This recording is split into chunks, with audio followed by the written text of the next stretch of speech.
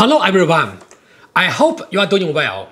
First thing first, next week will be the monthly Q&A. Please feel free to post any questions in the comments or email me if you prefer to be anonymous. Recently, I had a conversation with a friend of mine in China, Mr. Xing. One of our mutual friends, Xuan Yanan, passed away a couple years ago due to a serious health issue. Since I had a very close friendship with that deceased martial art teacher, I know his life story pretty well. Mr. Lui believed that the major reason for Mr. Gongsun's passing away was his unhealthy lifestyle. Though he practiced and taught martial art very well, he was also a heavy smoker. He used to smoke 2 or 3 packs of cigarettes every day on average. I remember many of our phone conversations with him. He used to cough a lot over the phone, and he would also smoke during our conversation. Especially when he taught his students, he was pretty much a living, breathing chimney, or rather a poorly breathing chimney. Of course, many times I tried convincing him to quit smoking, but in vain.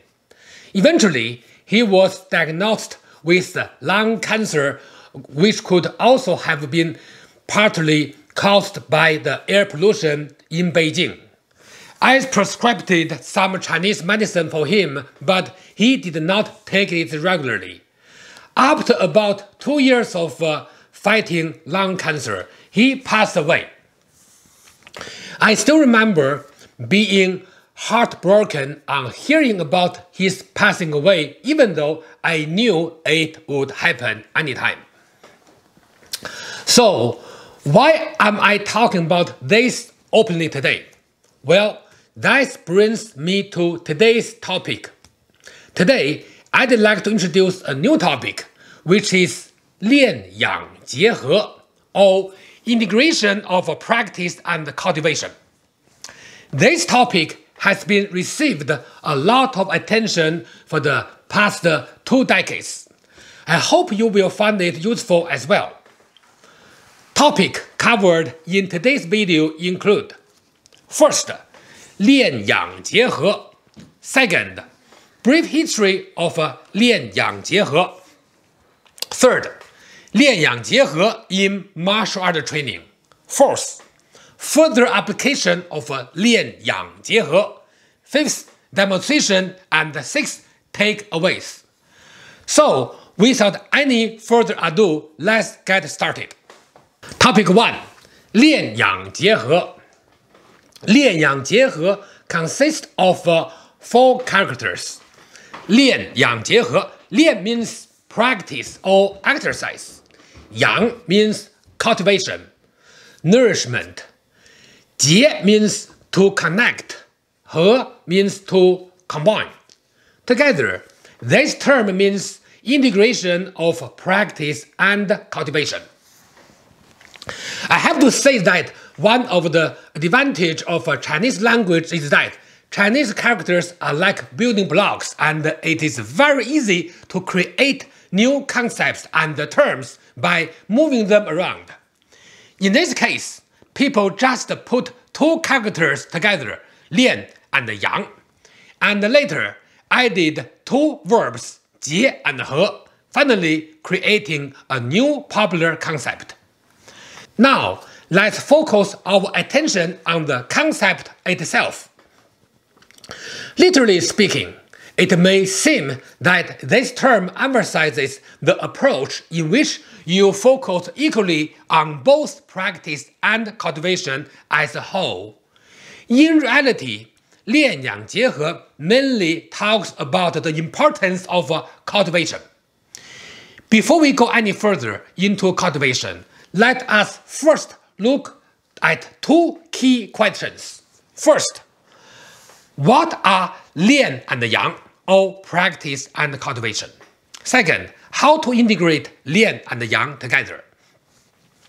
To help you fully understand this term, I'd like to provide more background information on this term, which brings us to the next topic. Topic 2. Brief history of Lian Yang Jie He. First, I have mentioned many times in prior videos that in order to understand Chinese culture, you often need to be aware of some Taoist concepts. Nowadays, the term Lian Yang Jie He is mostly used in martial art practice. However, this term actually owes its origin to Xiu Dao, or Taoist meditation, in which it has been a fundamental concept for over 2,000 years. In my prior Xiu Dao video titled Mystery Gate or Xuan Guan in Xiu Dao, the link is in the description. I introduced some of the key elements in Xiu Dao practice, including Mystery Gate, medicine, and fire. Mystery Gate implies the right state in Xiu Dao practice. Medicine implies the refinement of the internal and external energies, while fire, or traditionally called fire and timing, is the level of mental and spiritual strength used for energy refinement. In other words, fire and timing is the key elements in Xiu Dao. You absolutely need to understand and master fire and timing, or 火候, in order to be able to achieve the great elixir or 大丹. To apply the right level of fire, two types of practice are normally used. One is lian, or burning, refining, and the other one is yang, or warming or cultivating. Application of lian requires more mental and spiritual strength than the application of yang. Literally speaking, lian uses a stronger fire, while yang uses a milder and subtle fire. In other words, in the yang method, you keep the elixir warm without burning it, or else the elixir gets damaged. You have to balance the strength of fire in Xiu Dao in order to achieve the great elixir. Long story short, Lian Yang Jie He was originally created and applied in Xiu Dao practice. Second, later on, from the late 1970s to the early 1990s, Qigong practice all of a sudden became very popular in China. We all know that Qigong was developed mainly based on Xiu Dao. Naturally, a lot of terms used in later Qigong practice were borrowed from Xiu Dao. In one of prior videos titled Key Concept of the Xiu Dao, Taoist Meditation, I also introduced that most of the practice in Qigong are dynamic. Not only are there a lot of physical movements, but the mind is also a lot more active compared to Xiu Dao. The main issue of this type of practice is that Qigong focuses too much on lian, or refinement, but not enough on yang, or cultivation.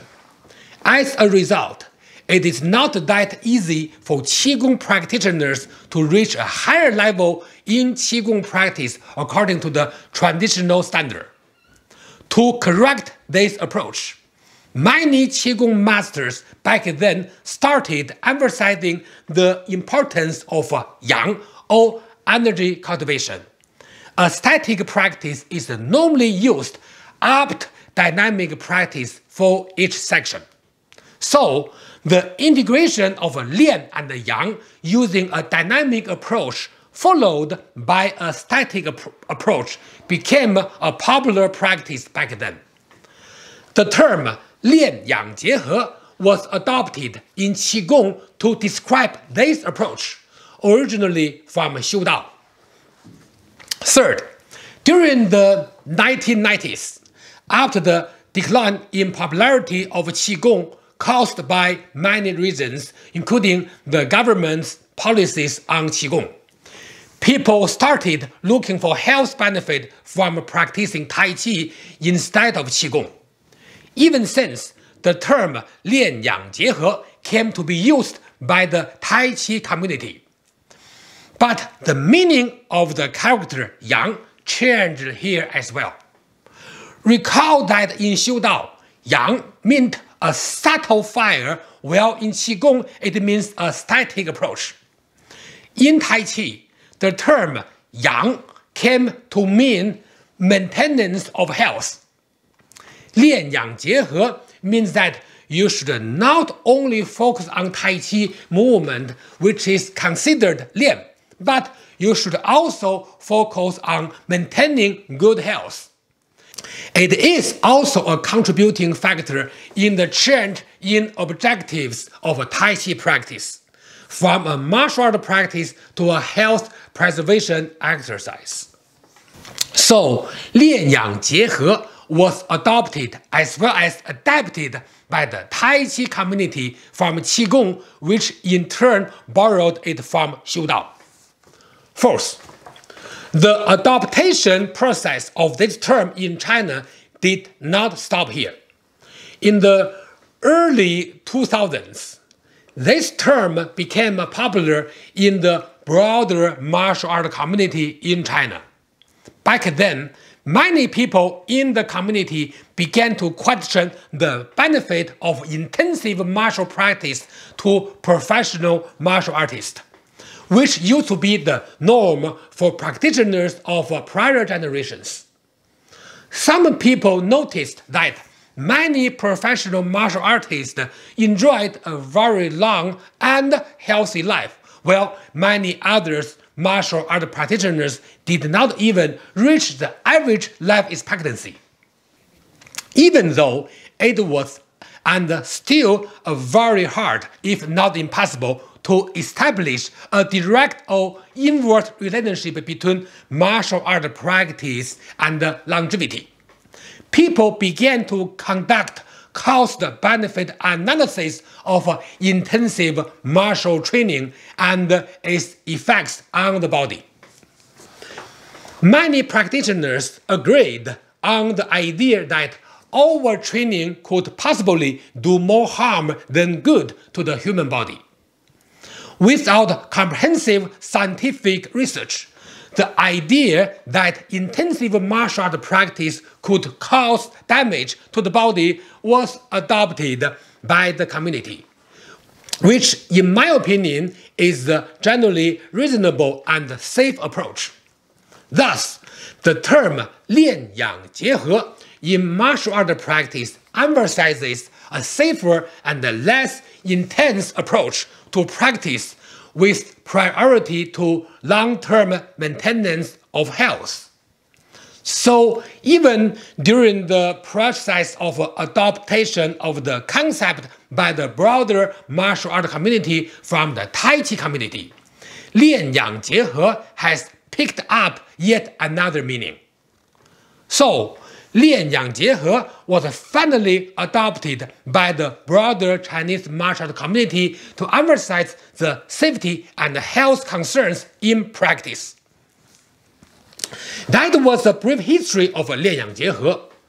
This video focuses on 练养结合 in martial art practice, which brings us to the next topic.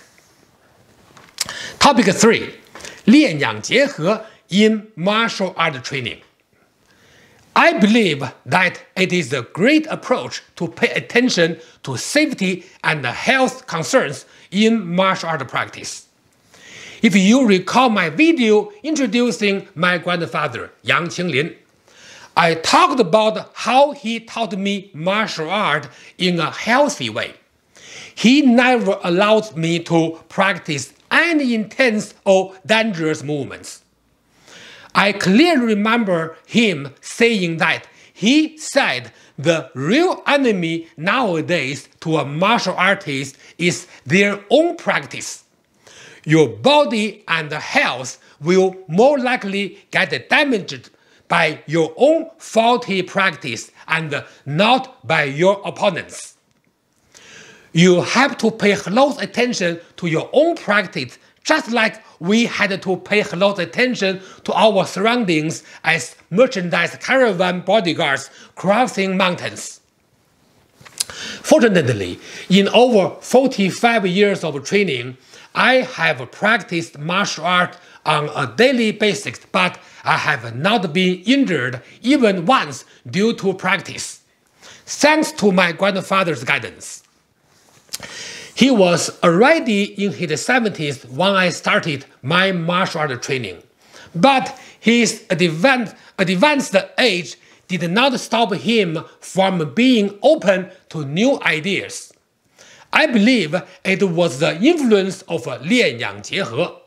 So I would say another possible meanings of Lian Yang Jie He would be to respect tradition but be open to new ideas.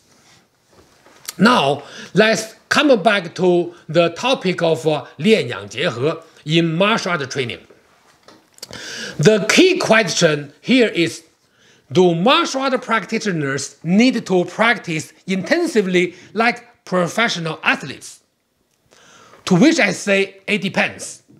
For example, if your goal is to participate in a fighting competition, then intense training will bring a lot of benefits to you, including but not limited to improvements in cardio, speed, and reflex. But at the same time, fighting competitions involve a significant risk of injury, some of which can have lasting consequences. However, if your goal is to acquire self-defense abilities, then your training should not be as intense.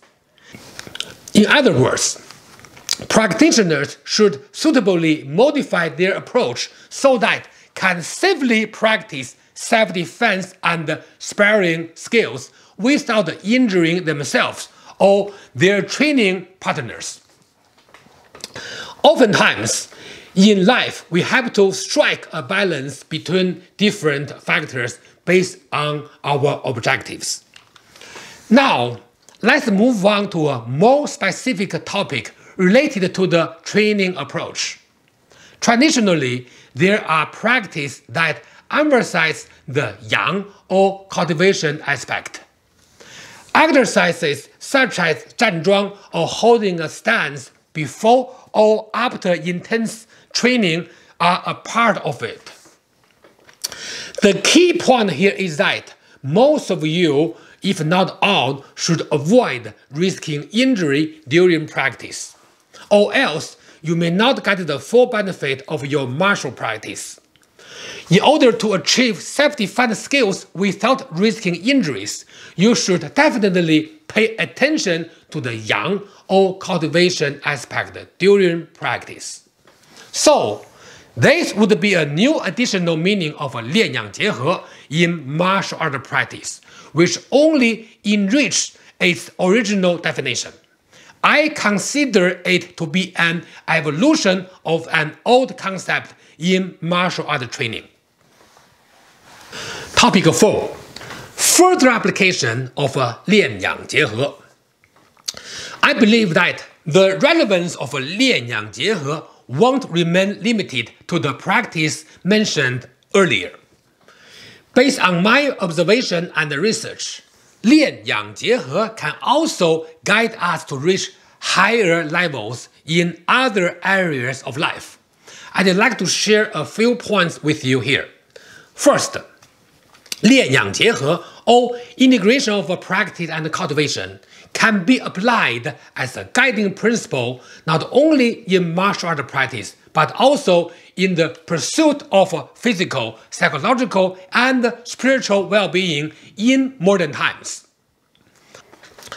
Martial art practice today has evolved to provide benefits like overall well-being and self-actualization as compared to being a tool for basic survival during prior generations.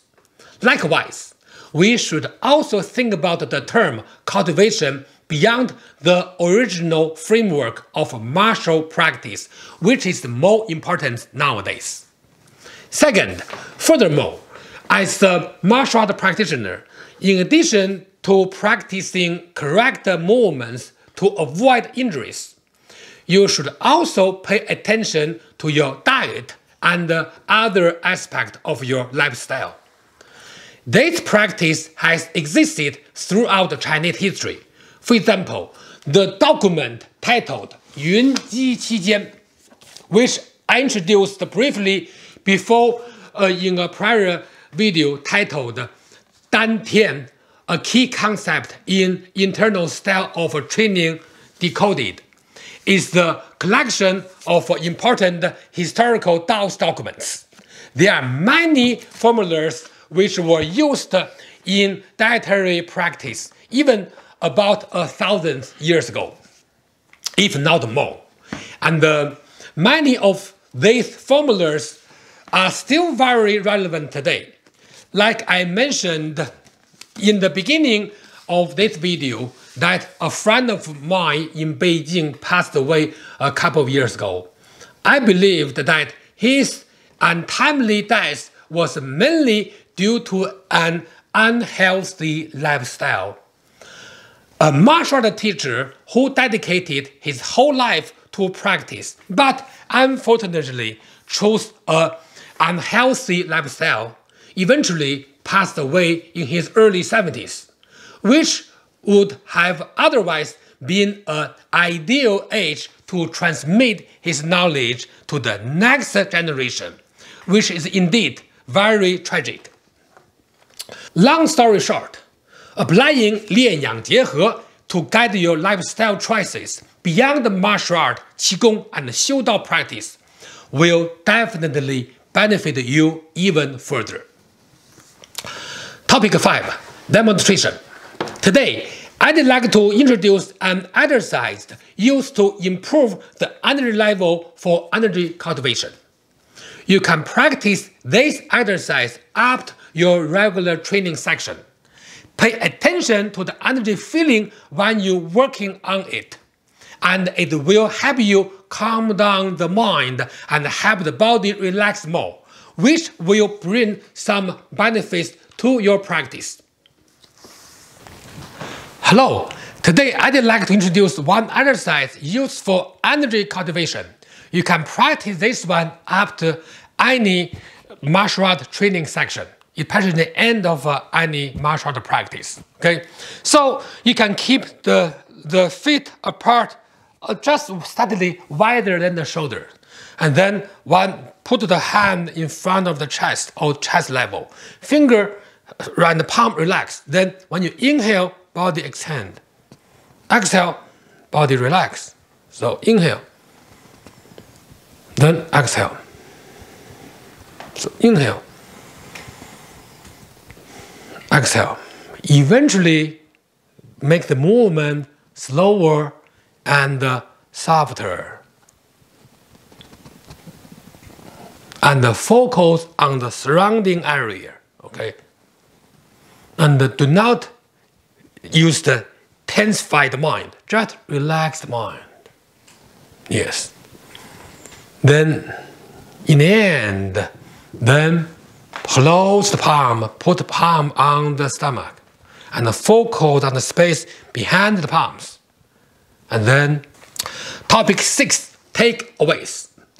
Like many prior videos of mine, the concept introduced in this video may initially seem unrelated to martial art practice. But when you dig deeper, you will realize that information in this video can be applied not only to the internal styles, but also to other styles. First, Lian Yang Jie He is an old concept originally from Xiudao practice, which emphasizes the importance of energy refinement and energy cultivation. Second, Lian Yang Jie He was later adopted in Qigong practice, followed by adaptation in Tai Chi as well as other Chinese martial art. Third, Lian Yang Jie He, in the context of a martial art training, implies paying attention to overall well-being and acquiring all the benefit of a practice while minimizing the risk of injury. Fourth, Lian Yang Jie He can also be applied to other areas of life to maximize benefit and reduce risks. That's the end of today's video. Thank you for watching. See you in the next week's Q&A video and going forward. I hope you will practice and enjoy Lian Yang Jie He.